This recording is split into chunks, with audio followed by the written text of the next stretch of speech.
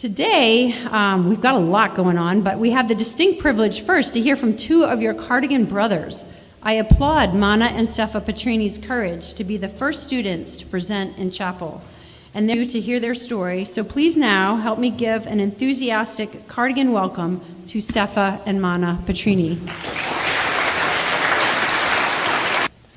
Good afternoon, Mr. and Mrs. Day, faculty, staff, and my Cardigan brothers. My name is Sefa Petrini, and I would like to start by saying how very honored I am to be addressing my Cardigan family today. With this year's theme of As One, I would like to share a story about another community where we live as one. My story takes place in the Federated States of Micronesia for short. Every summer since I started Cardigan, I have gone back home to the Pacific Islands. My family has a strong connection to the Pacific. You see, I was born in Samoa, and I am a dual citizen of Samoa and the United States. My grandparents volunteered in the Pacific as Peace Corps volunteers in the 1970s. My mother was born in Samoa, and my dad has dedicated his career to fighting climate change, working with the United Nations in the Pacific. Pacific Islanders are known for their strong sense of community and collectivism, and that's where I first felt a part of a community and something bigger than myself and working together as one. My first time playing soccer was when I moved to Micronesia. In the year before I came to Cardigan, I attended the local school in Micronesia where Mana and I were the only foreigners. I was interested in soccer, so I found an after-school soccer club that I could join. There were extremely limited resources for the program, and one of the big issues was that no one was maintaining the soccer field, so the grass would sometimes grow so high it would be higher than my knees. But as any community does when there is an issue, we come together as one. With the other players and parents, we would mow the lawn with our own equipment to create this space for everyone, not to mention the appalling state of the goals.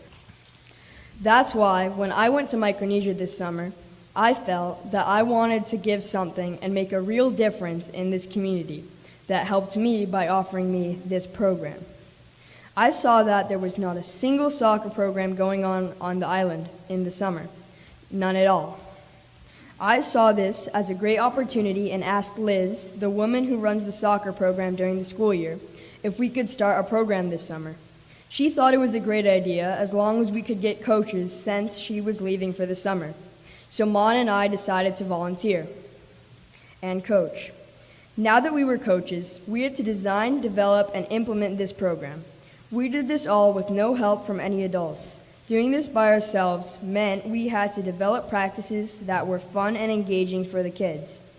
The first few weeks started off with around 10 to 15 kids. But the word got out around the island, and the program grew up to 30 kids a session. This program was open to anyone between the ages of 7 and 13. There was no fee for this program. It was truly a community service that we did. Honestly, it was one of the best summers of my life, and part of that was learning and growing as a coach for these kids who want soccer there so much for their community. We took our job seriously coaching these kids. This is because we were trying to build this program up to make the community here stronger. Also, the national team here, Coach Voss, told us that these kids were the future of the country in soccer. So, this summer's soccer program would be very beneficial for building the team here in the future.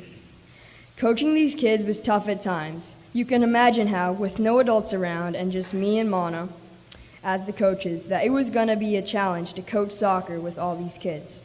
We made sure to take the task seriously, by developing sessions ahead of time and keeping it organized with many varying soccer drills and games. We showed up every day, rain or shine, and that's a pretty big deal here. This is one of the rainiest places on earth. We were always there for the kids. Halfway through the summer, the Pompey Soccer Association held a futsal, soccer, and fun day where all the kids from this program were able to meet up and play some soccer games and have fun. This was an all-day experience from 9 to 5. We had to come up with a program to keep these kids engaged for the entire time. I remember coaching these kids and the smiles and joy they showed. I remember this one girl named Yoki, who who had recently moved from the state of Chuuk and bought a new pair of cleats and was looking forward to playing soccer. Her parents found this program and were grateful to have this for their daughter to play the game she loves. When they told us that really reassured me on why we're doing this. To offer this program for the community and to bring this community together as one and give back to the community that helped me when I first moved there. Another time, there was a boy named Joshy, who is 7, by the way.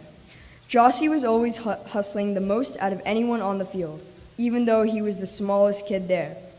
When we broke into teams, he took the game so seriously and made the game so fun to play that I see him as a player who will progress up and maybe make the national team here one day, and be able to give his incredible passion and make every team he plays for more fun and together as one. It's funny how, when there are no adults around, you just kind of step up to the task. It took a heap of focus and dedication, but at the end of the day, that is what building community is all about. The kids there have a lot of empathy and community spirit. They are always helping each other out. That's what made this program so incredibly special. Thank you.